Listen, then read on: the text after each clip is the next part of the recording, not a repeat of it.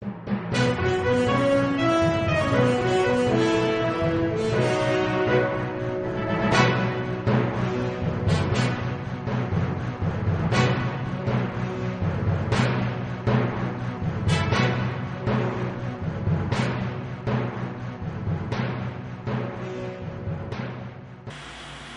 દર્શક મિત્રો, હું સોનલ ત્રિવેદી. સંપૂર્ણ ન્યૂઝમાં આપનું સ્વાગત છે. જોઈએ આજના મુખ્ય સમાચાર. દાંતીવાડા ડેમમાં 24 કલાકમાં 14 ફૂટ પાણીની આવક નોંધાઈ. ડેમમાં 2318 ક્યુસેક પાણીની આવક જળ સપાટી 5.70 ફૂટે પહોંચી. ધાનેરામાં તબીબના હુમલાનો ભોગ બનેલ યુવકને ન્યાય આપવા મૌન રેલી યોજાઈ. બ્રહ્મ સમાજે હુમલાખોર તબીબ અને તેના સાથીદારોની ધરપકડ કરવા કરી ઉગ્ર માંગ. લાખણી ટીડીઓને કોન્ટ્રાક્ટરે આપી જાનથી મારી નાખવાની ધમકી. શૌચાલયનું બિલ પાસ કરાવવા કોન્ટ્રાક્ટરે તાલુકા પંચાયતમાં કર્યો ઉશ્કેરાટ. ભારે વરસાદના કારણે ડીસામાં 2 મકાન થયા જર્જરિત. પરિવારજનો સમયસર બહાર નીકળી જતા જાનહાનિ ટળી. સંપૂર્ણ ન્યૂઝ આપણી આંગળીના ટેરવે. આપના એન્ડ્રોઇડ મોબાઈલના પ્લે સ્ટોરમાં જઈ સંપૂર્ણ ગુજરાતની એપને ડાઉનલોડ કરો તથા ઇન્ટરનેટ ઉપર સંપૂર્ણ ન્યૂઝ જોવા લોગિન કરો www.youtube.com/સંપૂર્ણ-ન્યૂઝ. જોઈએ સમાચારો વિગતવાર. બનાસકાંઠાની જીવાદોરી સમાન બનાસ નદી ઉપર બંધાયેલ દાંતીવાડા ડેમના નવા પાણીનો આવક થતા જળ સપાટી વધી રહી છે, જેને લઈને ખેડૂતોમાં આનંદની લાગણી પ્રસરી જવા પામી છે. બનાસકાંઠામાં બીજા રાઉન્ડનો વરસાદ છેલ્લા 24 કલાકથી અનારધાર વરસતા નદી, નાળા અને તળાવ સરોવર છલકવા લાગ્યા છે. સાથે રાજસ્થાનમાં પણ વરસાદ સારા પ્રમાણમાં પડતા લોકમાતા બનાસ નદી બંને કાંઠે વહેવા માંડી છે. જોકે બનાસ નદી ઉપર દાંતીવાડા જળાશય આવેલું છે, જે ડેમ જિલ્લાના ખેડૂતો માટે આશીર્વાદ સમાન છે. ત્યારે મેઘમહેરના કારણે દાંતીવાડા ડેમમાં નવા પાણીની આવક થતા ખેડૂતોમાં ખુશીની લાગણી ફેલાઈ છે. દાંતીવાડા ડેમમાં છેલ્લા 4 કલાકમાં 14 ફૂટ પાણીની આવક થઈ છે. આ ડેમની ભયજનક સપાટી 604 ફૂટ છે, જેમાં સાંજે 5 વાગ્યાના સમયે 2318 ક્યુસેક પાણીની આવક ચાલુ રહેતા જળ સપાટી 560.50 ફૂટે પહોંચી હતી. જોકે પાણીના આવરા વચ્ચે ડેમ ભરાવા માટે 44 ફૂટ પાણીની આવક બાકી છે, જે વચ્ચે ડેમના નવા પાણીનો આવરો ચાલુ રહેતા ધરતીપુત્રો ઘેલમાં જોવા મળી રહ્યા છે. બનાસકાંઠા જિલ્લાની આગથાળા પોલીસની ટીમે બાતમીના આધારે નાદલા રોડ ઉપરથી વિદેશી દારૂ ભરીને પસાર થઈ રહેલ એક સ્વિફ્ટ કારને ઝડપી પાડી છે અને ગાડીના ચાલક સહિત ₹2,95,800 નો મુદ્દામાલ જપ્ત કર્યો છે. આગથાળા પોલીસ મથકનો સ્ટાફ પ્રોહિબિશન પેટ્રોલિંગમાં હતો. તે દરમિયાન બાતમી મળતા નાદલા રોડ ઉપર નાકાબંધી ગોઠવીને GJ12BAF 4568 નંબરવાળી સ્વિફ્ટ કારને ઉભી રખાવી ગાડીની તલાશી લેતા તેમાંથી ₹45,800 ની કિંમતનો 458 બોટલ વિદેશી દારૂ મળી આવતા પોલીસે ગાડીના ચાલક અખારામ ભેરારામ ઉર્ફે સોનારામ રબારી રહે હર્ષવાડા રેવાડા તાલુકો રાનીવાડા રાજસ્થાન વાળાની અટકાયત કરી દારૂ તેમજ ગાડી મળી કુલ ₹2,95,800 નો મુદ્દામાલ કબજે લઈ આરોપી વિરુદ્ધ આગથાળા પોલીસ મથકે કાયદેસરની કાર્યવાહી હાથ ધરી છે. પાલનપુર તાલુકાના કાણોદરની પ્રાથમિક શાળા નંબર 1 ખાતે શાળાઓમાં ભણતા વિદ્યાર્થીઓને એક અનોખી પ્રેરણા આપવામાં આવી હતી, જેમાં વિદ્યાર્થીઓને શાળા સંકુલને ગુરુમાની શાળાની સંપત્તિને નુકસાન થતું અટકાવવાની પ્રતિજ્ઞા લેવાનું સૂચન કરવામાં આવ્યું હતું. તારીખ 15/7/2017 શનિવાર કાણોદર પ્રાથમિક શાળામાં શાળાના તમામ બાળકો, સરપંચ મોહમ્મદભાઈ કડીવાલા, ગામ લોકો, SMC સભ્યો, ગામના અગ્રણીઓ અને શાળાના શિક્ષકો તેમના ગુરુની પૂજા અર્ચન માટે ઘરેથી ફૂલ અને પૂજા સામગ્રી લઈને આવ્યા હતા. આજે આ બધાના ગુરુસ્થાને 144 વર્ષ જૂની શાળાને રાખવામાં આવેલ, તેની સાથે ભારત માતાને રાખવામાં આવેલ. આજે પોતાની સંસ્થાને ગુરુ માનનાર, મોટો થઈ આપના રાષ્ટ્રને ગુરુ માને તે ભાવ કેળવાય તે ધ્યેય સાથે આ તહેવારની ઉજવણી કરવામાં આવી. ત્યારે શાળાના તમામ ગુરુ પૂજન ભૌતિક સામગ્રી અને આધ્યાત્મિક ભાવ સાથે કરી ગુરુ દક્ષિણામાં દરેકે સમય અને ધનનું ગુપ્ત દાન કરેલ, જેમાં સંસ્થા, ગામ અને તે થકી રાષ્ટ્રના વિકાસ માટે વિવિધ સંકલ્પ લેવામાં આવેલ. આ આયોજન શાળા પરિવાર સાથે ડીડી ચોકસી BEd કોલેજની તાલીમાર્થી બહેનો પણ જોડાઈ હતી. બનાસકાંઠાના ધાનેરામાં એક ખાનગી તબીબ દ્વારા કાવતરું રચીને પોતાના ડ્રાઈવરને ઢોરમાર મારવામાં આવ્યો હતો, જેમાં ચાલક અધમુવો થતા તે છેલ્લા 15 દિવસથી બેભાન અવસ્થામાં હોસ્પિટલના બિછાને સારવાર મેળવી રહ્યો છે. જોકે આ મામલે પોલીસ ફરિયાદ થવા છતાં ધાનેરા પોલીસ દ્વારા આરોપી તબીબ અને તેના સાથીદારોને પકડવામાં ન આવતા આજે બ્રહ્મ સમાજ દ્વારા ધાનેરામાં મૌન રેલી યોજવામાં આવી હતી અને પ્રાંત અધિકારીને આવેદનપત્ર પાઠવાયું હતું. ધાનેરામાં શીત કેન્દ્ર સામે ખાનગી દવાખાનું ધરાવતા ડોક્ટર મુકેશ મંગલના ત્યાં ભાવેશ રતિલાલ જોશી નામનો યુવક ગાડીના ચાલક તરીકે નોકરી કરતો હતો, જે દરમિયાન કોઈ અણબનાવ થતા ભાવેશ છૂટો થયો હતો.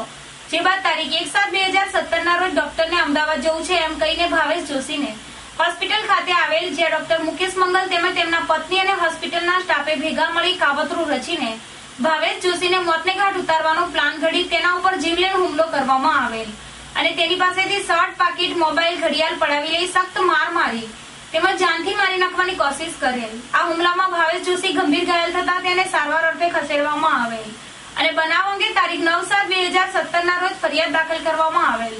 જોકે બનાવના 15 દિવસ થવા છતાં હજુ પીડિત ભાવેશ ભાનમાં આવેલ નથી અને બેભાન અવસ્થામાં અમદાવાદની સિવિલ હોસ્પિટલમાં જીવન મરણ વચ્ચે ઝોલા ખાઈ રહ્યો છે.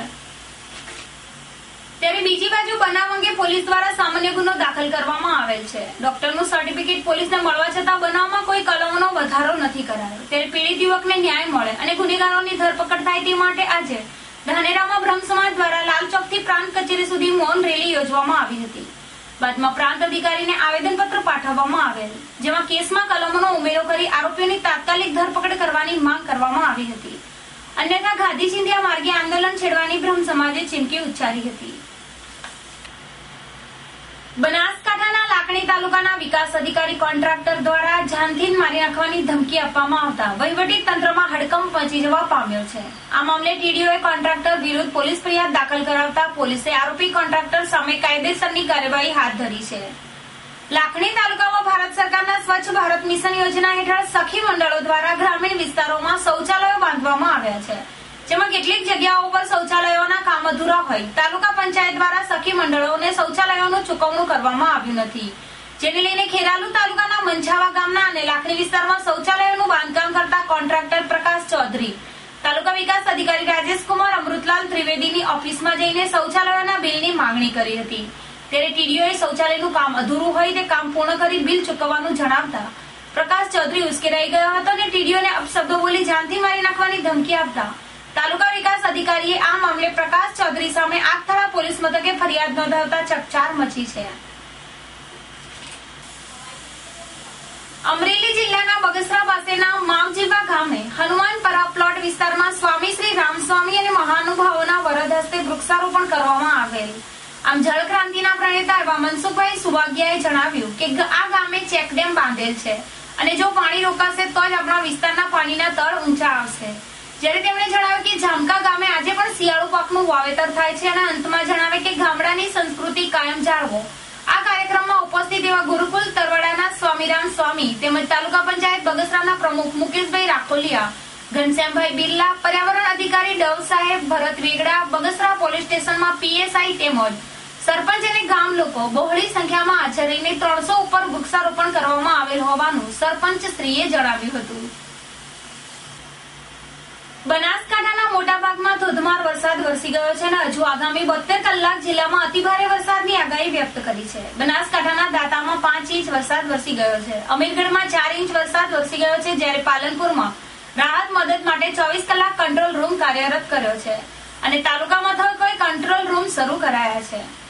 બનાસકાંઠા અને માઉન્ટ આબુમાં થયેલા ભારે વરસાદ બાદ બનાસકાંઠામાં પૂર જેવી સ્થિતિ સર્જાઈ છે. ધાનેરામાં પૂરના પાણીમાં થરાદ હાઈવે પરનો કોવો તૂટી ગયો છે, જેના કારણે થરાદ તરફનો વાહન વ્યવહાર અટવાઈ પડ્યો છે. જેનું મહત્વનું એ છે કે જો કોવી પાણીમાં ધોવાઈ ગયો છે તો 2 વર્ષ પૂર્વે જ બનાવવામાં આવ્યો હતો. મહત્વનું એ છે કે માઉન્ટ આબુમાં 10 ઇંચ જેટલો વરસાદ ખાબકતા બનાસ નદીમાં પણ ભારે પાણીની આવક થઈ છે, તો બનાસકાંઠામાં ભારે વરસાદ માટે લોકો માટે મુશ્કેલી લઈને આવ્યો છે. દર્શક મિત્રો, લઈશું વિરામ. વધુ સમાચારો જોઈશું વિરામ બાદ, તો જોતા રહો સંપૂર્ણ ન્યૂઝ.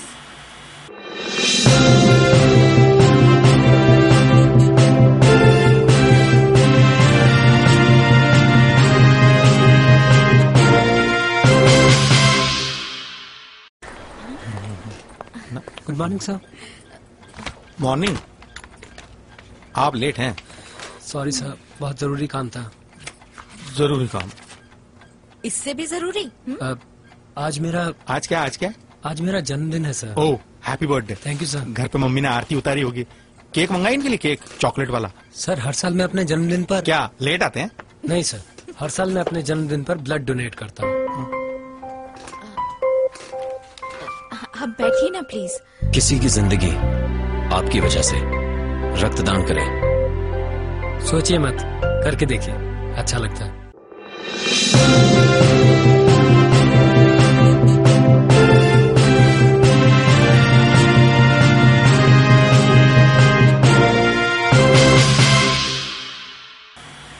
વિરામ બાદ પુનઃ આપનું સ્વાગત છે। હવામાન વિભાગની આગાહીના પગલે ગઈકાલથી શરૂ થયેલા ભારે વરસાદના કારણે ડીસામાં 2 મકાનો જર્જરિત થઈ ગયા હતા। જોકે પરિવારના સભ્યો સમયસર બહાર નીકળી જતા જાનહાનિ ટળી હતી। ડીસામાં ગઈકાલથી શરૂ થયેલા વરસાદના કારણે લોકોનું જનજીવન અસ્તવ્યસ્ત થઈ ગયું છે, ત્યારે રાત્રે પણ કલાકમાં 4 ઇંચ જેટલો વરસાદ ખાબકતા નીચાણવાળા વિસ્તારોમાં પાણી ભરાતા લોકોને હાલાકી ભોગવવી પડી હતી। તે દરમિયાન રેલવે સ્ટેશન વિસ્તારમાં પણ ભારે વરસાદના કારણે 2 કાચા મકાન જર્જરિત થઈ ગયા હતા, જ્યારે એક મકાનની દિવાલ ધરાશાયી થઈ ગઈ હતી। જોકે અગમચેતીના લીધે ઘરના સભ્યો બહાર નીકળી જતા જાનહાનિ ટળી હતી, પરંતુ મકાન માલિકોને વરસાદના કારણે ભારે નુકસાન વેઠવું પડ્યું છે। આ હતા અત્યાર સુધીના સમાચાર। વધુ સમાચાર સાથે ફરી મળીશું। નમસ્કાર।